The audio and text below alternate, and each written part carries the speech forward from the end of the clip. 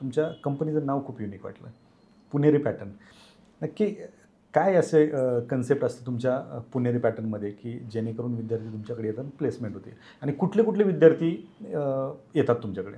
नक्कीच सर, पुणेरी पॅटर्न ह्या नावातच अर्थ आहे की पुणे विद्येचं माहेरघर आहे. आणि प्रत्येकजण म्हणजे भारतामधले जे लोक आहेत, जसं की महाराष्ट्राच्या बाहेरचे आहेत, तर ते ऑब्व्हियसली पुण्यामध्ये येतात शिक्षणासाठी. आणि प्रत्येकाला आशा आहे, कारण कुणाला तरी प्रत्येकजण एक स्वप्न घेऊन आलं की नाही मला काहीतरी बनायचं आहे. आणि हे पुण्यामधूनच शक्य होतं, कारण इथले टीचर्स असतील, इथले लोक असतील, कॉलेजेस असतील, हे खरंच खूप चांगली क्वालिटी डिलिव्हर करतात आहेत.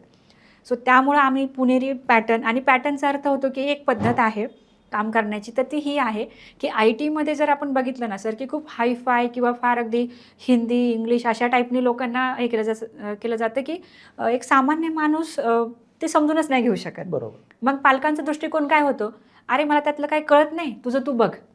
मग हे असं जर असेल ना, तर त्या विद्यार्थ्यालाही पालकांना सांगायला जड जाते की माझ्या इंटरव्ह्यूच्या ह्या राऊंडमध्ये हा प्रॉब्लेम आला.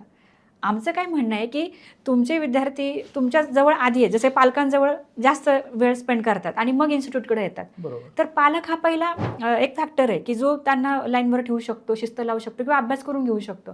सो पालकांना समजेल अशा भाषेत मुलांचं काउन्सिलिंग करणं, त्यांना दिशा दाखवणं, हे आमचं काम आहे. क्या बात हा आमचा पॅटर्न आहे.